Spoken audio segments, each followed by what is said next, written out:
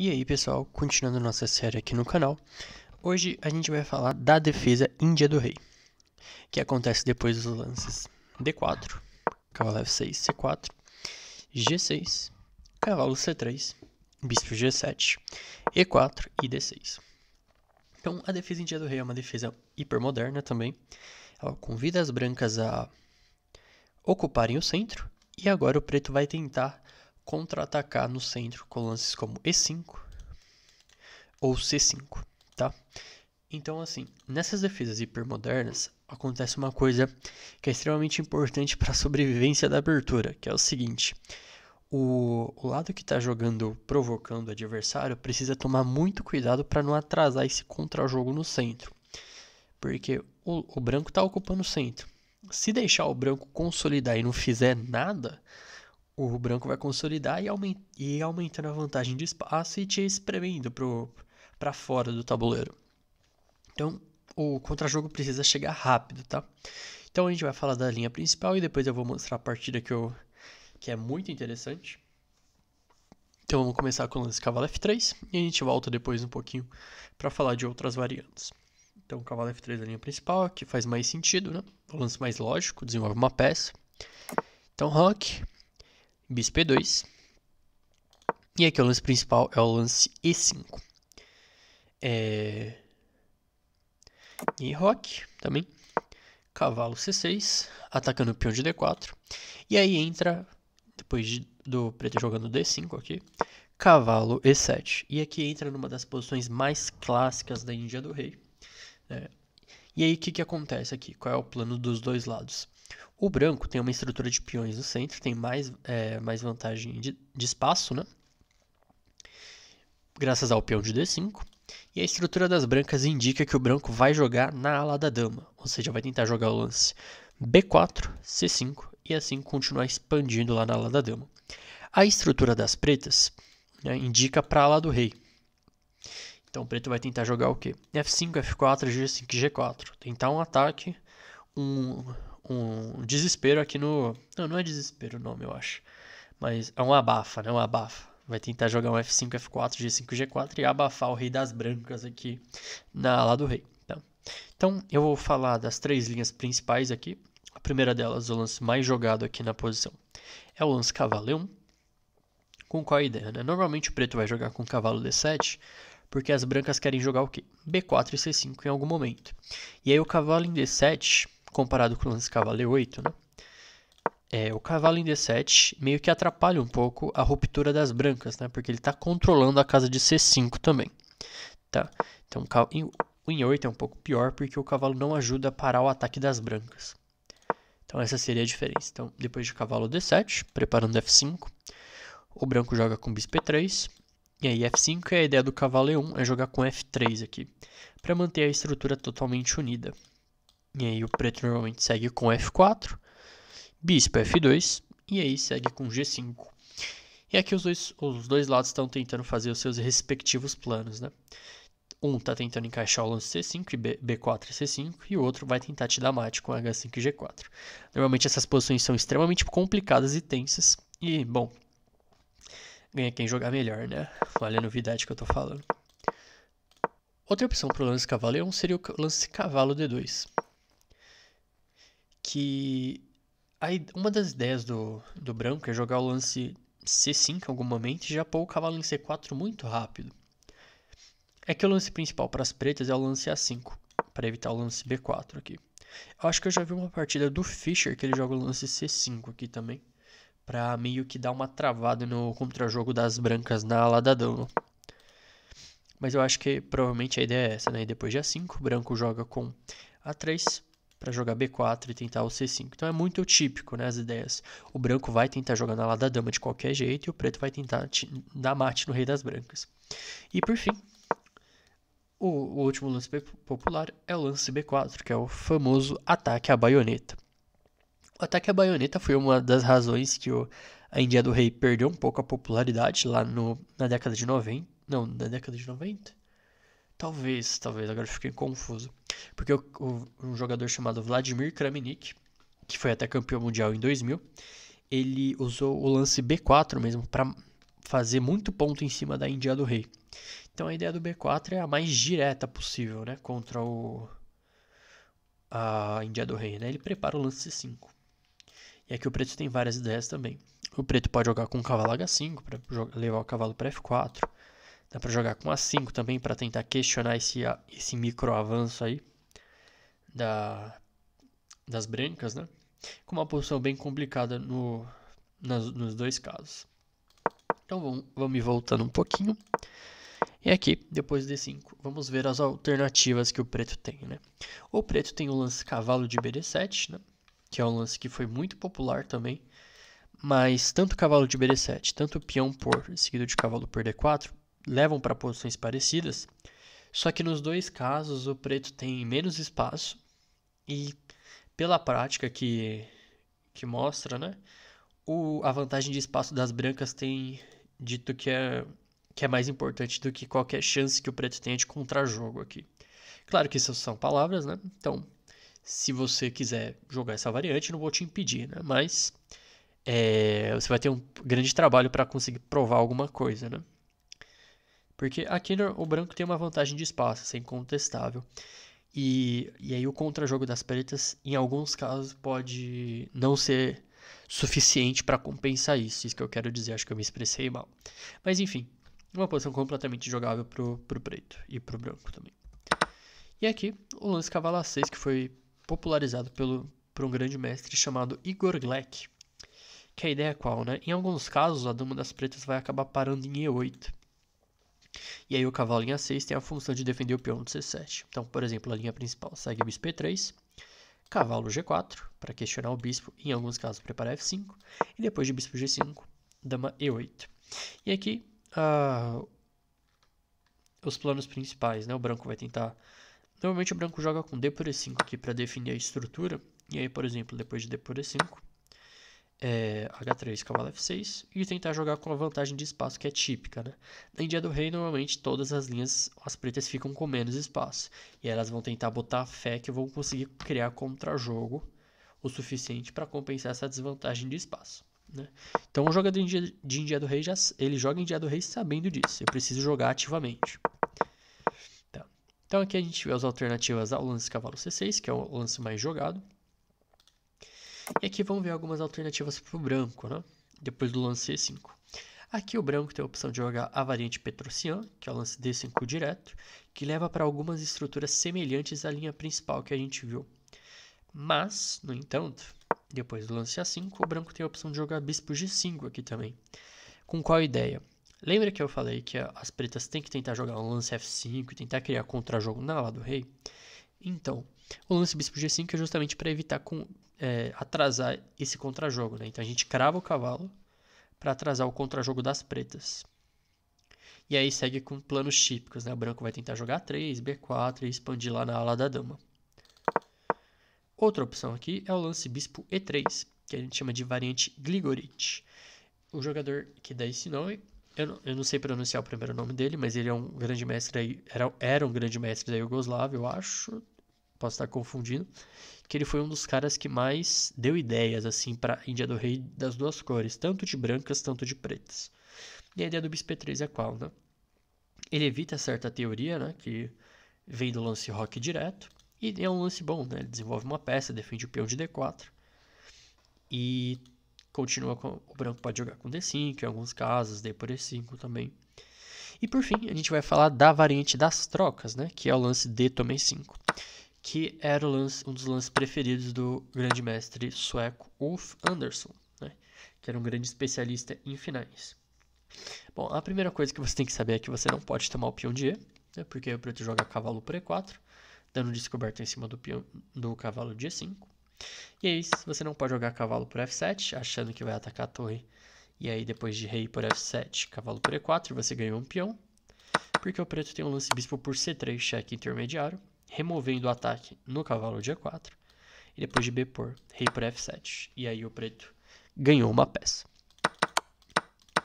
Mas aqui, lances como bispo G5, e aí torre 8 para defender o peão de E, se eu não me engano. E aí, os dois lados vão tentar jogar esse final, né? Não é um final que tipo, é empate morto, Tá bem longe disso até. O F. Anderson que aprove isso, né? Que o diga, ele já ganhou tantos finais aqui nessa posição que é, assim, impressionante. Tá? Então, vamos voltar mais um pouquinho, depois do lance E5. Aqui depois do E5, o preto tem alternativas também. Ele pode jogar o lance bispo G4, que é uma ideia interessante, né? Pensando em enfraquecer o ponto de D4 aqui, né? Que a gente já viu em algumas variantes da defesa moderna. Então, por exemplo, segue bispo E3, e aí cavalo de FD7, para aumentar a pressão em cima do peão de D4. Então, por exemplo, H3, bispo por, e E5, D5, e aí F5 ou A5, aqui, que é um lance temático, né, para evitar A3 e B4 e conquistar uma casa de grande importância para as pretas, que é a casa de C5, uma posição interessante para os dois lados. Outra ideia aqui que o preto pode ter é o lance C5,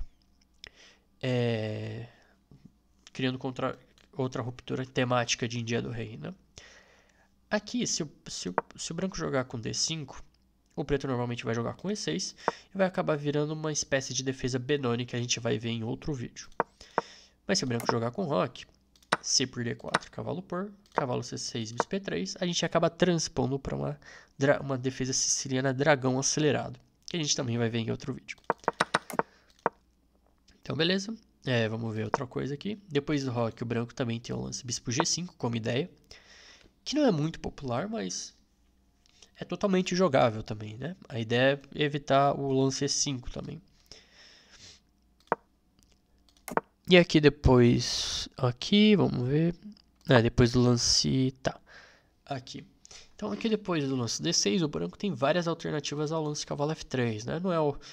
Não é um lance obrigatório. Então a gente vai ver aqui o lance F4, que é o famosíssimo ataque dos 4 peões. E é uma das variantes que realmente colocam à prova a defesa em dia do rei, né? Porque ele toma o centro, toma totalmente o centro. Então o preto precisa realmente agir rápido aqui. Então segue roque, cavalo F3 e a linha principal é o lance C5 aqui. Então segue D5. E aí E6 e vira tipo uma espécie de Benoni também. Então E6 para lutar pelo centro, né? Senão o preto pode acabar meio asfixiado. E aí segue bispo E2, E toma D5, C toma D5. E agora torre E8 para colocar pressão aqui no peão de E4. Então vamos ver um pouquinho mais aqui. Não é tão fácil defender esse peão de E4. Então o branco tem que jogar meio que E5 aqui e torcer para que tudo sobreviva aqui, né? E o preto precisa continuar jogando de maneira energética aqui. Então D toma E5, F toma E5, cavalo G4 atacando o peão de E, bispo G5, dama B6, então é tudo muito, muito dinâmico. Então o preto está totalmente sem o centro, mas está tentando criar contra-jogo em volta, né? Então está atacando o peão de B2. Deixa eu ver, o branco jogou roque. Opa, deu uma travada aqui. Roque. Cavalo por E5, cavalo por E5 e depois de bispo por E5. O branco sacrificou um peão, mas ele tem uma grande vantagem no desenvolvimento, né? E depois do lance bispo C4, segue aqui um pouquinho mais de teoria, mas pelo score aqui o branco costuma pontuar bem aqui. É uma posição interessante, né? O preto tem que terminar o desenvolvimento aqui o mais rápido possível. E o branco vai tentar jogar na compensação. Então bora lá, vamos voltar mais um pouquinho. Uma opção interessante aqui para as pretas é jogar o lance cavalo A6, que pode parecer meio lento e tal, mas a ideia é que depois de bispo E2, por exemplo, o preto joga E5, sacrificando um peão, e a ideia do cavalo A6 é levar o cavalo para C5 aqui, caso o branco tome, né? Então, por exemplo, depois de D por E5, D por E5.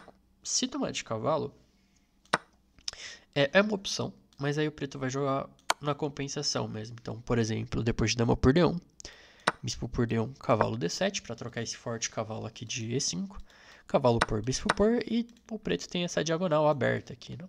E o cavalo está pulando para C5, torre D8, torre E8, tem linhas para pressionar aqui o centro das brancas. Se tomar de F, que é provavelmente um lance ruim, porque segue dama D1, bispo D1, e aí cavalo G4, e a gente meio que já está quase recuperando o peão, né? Bispo F4, torre E8, e o peão acaba caindo. Então é uma ideia interessante aqui para os jogadores de Índia do Rei. Se D por E5 também. E se F toma E5, D toma E5 e D5, aí o cavalo A6 faz todo sentido, né? Agora o cavalo chega em C5 e está numa ótima casa aqui, atacando o peão de E4. Beleza? Então essa acho que essa é uma pequena introdução à variante dos 4 peões. Outra variante possível também é o lance bispo E2, né? Roque. E agora a variante Averbach, que é o lance bispo G5. Cavalo F3 transpõe para a linha principal, né? Então bispo G5. A ideia do bispo G5 é simplesmente lutar contra o lance E5, né? O que acontece depois do E5, né? Vem peão por, dama por, torre por e cavalo D5. E aqui o branco já ganhou material. Ou depois de bispo para F6 também. Cavalo D5 atacando o bispo e o peão de C7.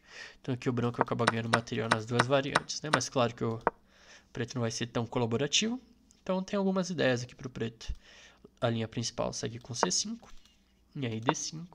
E aí vocês vão vendo como a Índia do Rei e a defesa Benones são bem irmãzinhas aqui, né? Porque sempre que o preto joga C5, o branco joga D5, acaba levando para posições parecidas com a da Benoni. Então, vamos falar um pouquinho agora da variante Samish, que é o lance F3 aqui. Né? Então a ideia do F3 é qual? É defender o peão de E4, mas o cavalo de G1 não fica tão feliz com isso, né? Porque agora tira a casa natural de desenvolvimento do cavalo. Mas beleza, vamos ver aqui. Então o preto normalmente joga roque, bispo E3. E aqui o preto tem várias opções também, né? O lance E5 é um lance temático de Índia do Rei. D5, cavalo H5 para preparar o lance F5. Aqui eu vou mostrar uma variante bem interessante, que depois de dama D2, dama H4 cheque, G3, cavalo por dama F2. E aqui aparentemente o preto realmente perdeu uma peça, né? Porque está cravado ali. Mas aqui tem um sacrifício de dama muito interessante, que foi proposto pelo David Bronstein, se eu não estiver enganado, que é o lance cavalo por F1. E aí depois de dama H4, cavalo por E3. Então o que o preto ganhou em troca da dama, né? Um peão, duas peças menores, né? Porque sumiu o bispo de F1 e o bispo de E3. E vai cair em C4 também. E aí o preto vai estar apostando que ele vai ter uma posição sólida o suficiente e com um balanço material mais ou menos igual. Mas, ok, dito isso, o lance E5 não é muito popular hoje em dia, pelo que... Ah não, o lance mais jogado. Nossa, então tô muito louco. Bom, enfim. Um dos lances principais aqui também é o lance C5, que a gente chama de gambito Samish, né? Que está sacrificando um peão em troca de compensação posicional. Então, vamos ver o que acontece aqui. O pessoal costuma jogar cavalo de G2 aqui, em vez de tomar o peão, para manter uma posição sólida e tal. Mas vamos ver o que acontece com o peão. Vamos ver o que acontece quando o peão é capturado, né? Então, D toma C5, D toma C5, toma, bispo por C5, cavalo C6. E aqui o que acontece? Qual seria a compensação que o preto tem, né? Vai ser tudo nas linhas abertas aqui e na falta de desenvolvimento do branco. Mas aqui, cavalo D5, cavalo D7, bispo por, só para ilustrar, né? Cavalo por F8, cavalo D5, bispo por B2, torre B1 e bispo G7. E aqui o preto tem compensação total pelo peão baseado nas fraquezas nas casas pretas, né? Tem muita casa preta fraca aqui e o preto vai apostar nisso para criar contra-jogo. Então, vou voltar mais um pouco ali na posição inicial da variante Samish. Tem aqui o lance A6 também, que em alguns casos prepara o lance B5, junto com o C6 também. Então, normalmente C6 e A6 acabam transpondo um para o outro para preparar o lance B5.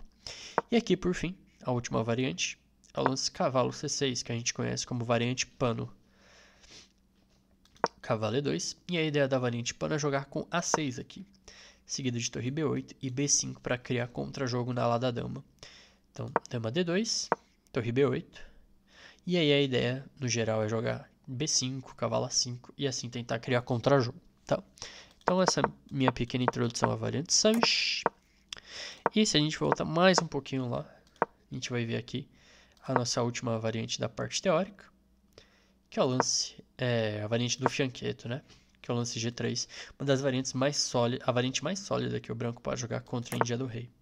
Então, Roque, Bispo G2, D6, Roque. E aqui o preto tem dois lances principais, o lance Cavalo C6 e o lance Cavalo de BD7. Então, vamos ver qual é o mais jogado aqui, é o lance Cavalo...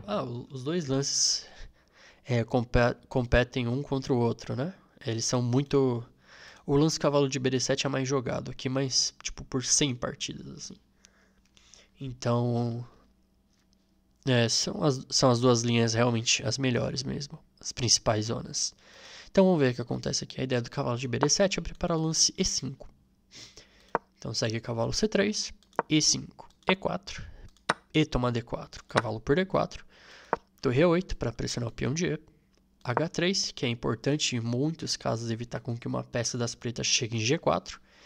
E aqui acontece que o lance principal aqui é cavalo C5, para pressionar o peão de A, o peão de E4.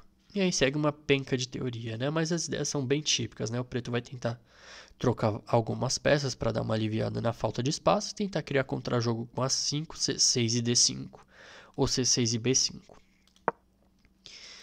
Mas, e a linha do A6 também, que existe, né? Então a ideia do A6 é qual, né? Jogar com C5, na verdade, jogar torre B8, C5 e B5, e tentar criar contra-jogo na ala da dama. É bem concreto a coisa mesmo. Então, por exemplo, torre 1, torre B8, para preparar o lance B5, e aí depois de torre B1, tentar jogar com... Eu vou fazer um lance inferior aqui só para mostrar a ideia das pretas. Tentar jogar assim, cavalo E5, B3, e aí C5, e depois de cavalo de D2, B5. E assim criar contra-jogo aqui na ala da dama, em troca de uma fraqueza estrutural lá, que é o peão de D6 e a falta de espaço, né? E por fim, para a gente fechar essa parte teórica, vamos ver o lance cavalo C6, que também pode acabar preparando E5, mas quem joga cavalo C6 tem outra ideia em mente, que o lance A6 aqui também, igual na variante Samish, que prepara torre B8, B5 e cavalo A5. Né? Então, por exemplo, D5, cavalo A5, atacando o peão de C4, cavalo D2, ameaçando B4, agora que o cavalo está defendido. Então o preto joga com C5 para evitar, né, controlar a casa de B4, dama C2, torre B8 para preparar B5, B3, B5, bispo B2, tomou. E aqui o preto tem uma ideia bem interessante, que é o lance bispo H6 para ativar o bispo por essa diagonal. E aqui F4 é o lance. E aí segue um mar de teoria logo em seguida, né? Mas aqui o preto tem contra-jogo, as brancas têm mais espaço, que é bem típico da Índia do Rei. E o preto vai tentar jogar lances como E5, E6 e tentar criar contra-jogo baseado nos pontos que o branco se superestendeu, né? Principalmente no ponto de D5. Um erro muito comum aqui é o lance E3, né? Que parece um lance completamente normal, mas depois de bispo F5... bispo F5... bispo F5... Como é que você resolve? Tem um pequeno problema aqui na posição das pretas, né? Na posição das brancas, no caso. Porque se o branco joga o lance dama C1 aqui, tem bispo D3. E aí caiu o peão de C4. E4 não dá para jogar direito porque tem bispo por D2, seguido de cavalo por C4. Então, se você for jogar essa posição de brancas, lembra de jogar F4 aqui. E aí você pode aprofundar se você quiser. Caramba, já estamos com 25 minutos de vídeo, eu nem mostrei a partida ainda. Mas vamos lá. A partida que eu separei aqui para mostrar é o que foi dado o nome de Mona Lisa do Gulfeld. Né? Então a partida é Vladimir Bajirov contra Eduard Gulfeld, 1973. Então foi uma defesa em Dia do Rei, como a gente está vendo, por uma outra ordem. E aí foi uma Samish variante pano, né? E aqui a gente viu na parte teórica, né? Aqui o branco jogou com bispo H6, que é uma ideia bem temática, né? A ideia é qual? Trocar os bispos de casas pretas para enfraquecer o rei das pretas. E aqui o preto jogou com B5, e aqui o branco H4. A ideia do H4 é clara, né? É criar contra-jogo ali na ala do rei. E aqui o Gufford jogou E5, tentando criar contra-jogo no centro para ele não acabar sendo morto, né? Na ala do rei sem espaço. Então ele precisa jogar no centro também. Seguiu o bispo por, rei por, H5, para tentar continuar criando temas de ataque. Então, por exemplo, o preto jogou rei H8 aqui para tirar o rei do tema. E aqui o branco jogou cavalo D5. Com qual ideia? Para remover uma das peças importantes aqui de defesa do rei, né? Igual a gente falou naquele vídeo de melhorando as peças rei, o cavalo é o melhor amigo do rei, ele defende muito bem o rei. Então seguiu B toma C4, H toma G6, F toma G6 e dama H6, ameaçando o cavalo por F6, seguido de dama H7 mate. O preto defendeu com o cavalo H5, e aqui começa uma bagunça completa, porque depois o branco jogou G4 aqui, e aqui, se tirar o cavalo leva mate, né? Então o preto precisava ter calculado isso antes. E ele aqui respondeu com torre por B2, sacrificando realmente a peça. E depois de G por H5, o preto usou uma ideia bem temática nessas posições, onde a dama está em H6, que é o lance G5. Porque meio que prende a dama aqui em H6. Então a dama fica meio fora de jogo aqui. E, bom, mas isso é temporário, né? Então o branco jogou com torre G1. E aqui o preto jogou G4. Claro que eu não vou conseguir me aprofundar em todas as sutilezas dessa partida. Vale a pena dar uma parada, pegar essa partida de algum livro e tentar analisar depois, tá? Então fazendo aqui só aquela parte introdutória de uma defesa, igual a gente viu nos outros vídeos. Porque essa partida aqui em específico ela é muito complicada. Olha o que acontece. O preto jogou G4. E aí o branco jogou roque grande. Que parece meio assustador, né? Porque roca pro lado que tem colunas abertas, mas ataca a torre também. O preto jogou torre por A2. E aqui seguiu o cavalo de EF4. Ameaçando o cavalo G6, tá meio que obrigado a tomar. Cavalo por, ameaça o cavalo G6 de novo. Torre por, dama por, e agora C3. E aqui, apesar do preto ter material a menos aqui, ele tem uma ameaça muito séria que é o lance cavalo B4. Né? Cavalo B4, torre A1 tô dando mate. O ataque das brancas não chegou de repente, né? Parecia que o ataque das brancas já tinha chegado e o preto já estava levando mate, mas tá vindo aqui, cavalo B4. O branco jogou bispo C4, atacando a torre e tentando levar uma peça para a defesa da ala do rei. Torre A3, F toma G4 e veio o cavalo B4, ameaçando o mate em A1. Rei B1. E agora é aqui que começa o brilhantismo do Gufford, né? Ele jogou bispo E6 aqui, né? Exclama. Porque a ideia é sobrecarregar esse bispo, a ideia é ganhar um tempo em cima desse bispo e passar a dama para B8. Então seguiu o bispo tomar 6. E aqui cavalo D3, bomba. Porque se eu jogar dama B8 direto, dama F6 é mate, né? Então a gente tem que ficar de olho nisso também. Então cavalo D3, atacando a dama. E a dama não tem uma boa casa para ir, porque agora a dama B8 tá vindo com cheque, né? E olha que coisa. E aí, aqui o preto tá ganho já. Então cavalo D3, veio dama F7, e aí depois de dama B8, bispo B3, torre por, rei C2. Veio o cavalo B4, cheque, rei por B3, cavalo D5, rei C2, dama B2, rei D3. E depois de dama B5, o Bagirov abandonou, porque depois de rei C2, dama E2, torre D2, dama por D2, rei B3, dama B2, rei E4, dama B4 mate. E aqui o próprio Gufford diz que é a melhor partida da vida dele, assim, né? Porque é muito bonita, ilustra vários temas típicos do contrajogo que o preto precisa fazer na Índia do Rei, né? Então E5, o B por C4, torre por B2 ali. E é muito concreta a coisa, tá, gente? Então se você quer realmente jogar uma defesa em Índia do Rei, você precisa estar pronto para correr riscos e calcular muito bem.